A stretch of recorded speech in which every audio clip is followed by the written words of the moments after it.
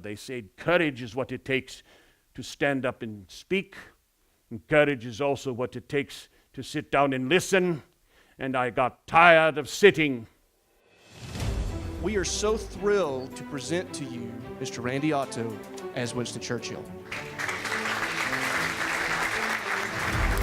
In a few moments of Randy coming out on stage, it was obvious to me that this man was something totally different. Battlefields are the punctuation marks of history, and not just world history, your history. What battlefield are you on today? Randy doesn't try to portray my great-grandfather. Randy absolutely embodies Winston Churchill completely.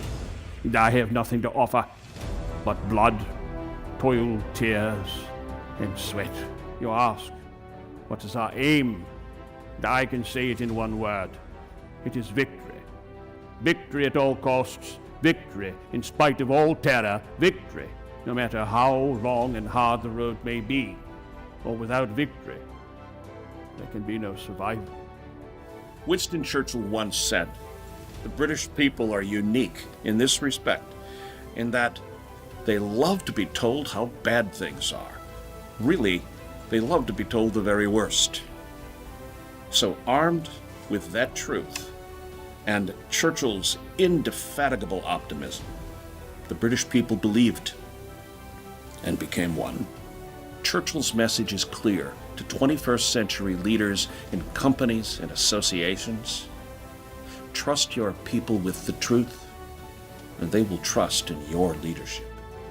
20th century leadership principles for 21st century leaders. Have a clear vision in everything that you do, because it drives every strategy. Touch the troops. I flew over 1 million miles. During the war, I visited Stalin many times, Franklin Roosevelt. I had to be face to face. You cannot lead from a bunker. You must touch the troops. Turn details into action. Action this day. And you believe it, Winston Churchill using a pointer. I like this. This is 21st century. You get to ask Winston. Well, aren't you a bright, shiny penny? How did I feel about getting voted out of office at the end of the war? Well, why? Well, first of all, I'll tell you what my wife suggested. She said, "Winston, perhaps this is a blessing in disguise."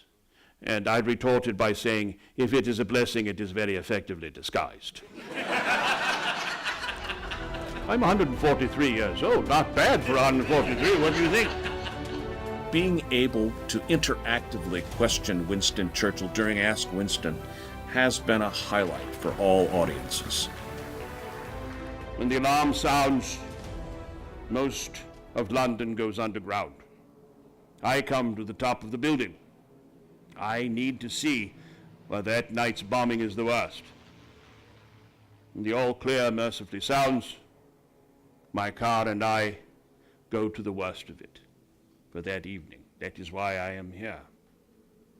One can't lead from a bunker. One must share in the misery of their constituents. Let us therefore brace ourselves to our duty, and so bear ourselves. The British Empire and her Commonwealth should last for 1,000 years. Men shall still say, this was their finest hour. Lady Nancy Astor, the very first female member of Parliament, tall, beautiful blonde woman, rose majestically, interrupted me, saying, "Mr. Churchill, if I were your wife, I should put poison in your tea." To which I responded as I rose meekly and abjectly, and I said, "My dear Lady Nancy, if I were your husband, I would have to drink that tea."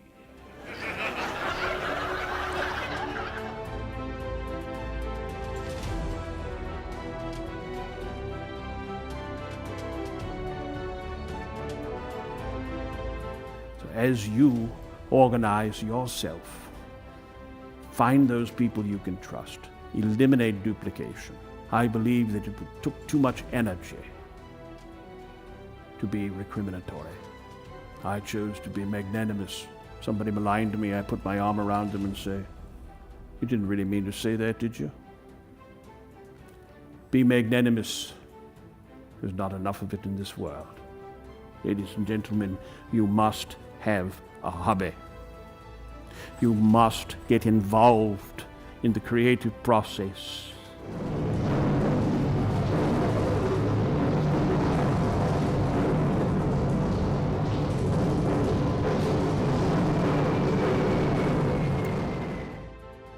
You see, I am an optimist. I simply cannot see any other way to be. The pessimist sees the difficulty in every opportunity, but the optimist sees the opportunity in every difficulty. I have never accepted what many people have kindly said about me, that I inspired a nation, I inspired a world. Now it was their courage, their fortitude, their backbone that brought us through. It was the race and the people dwelling round the globe that had the lion's heart. And I had the luck to be called upon to give the roar. And may I remind you, never, never, never give in.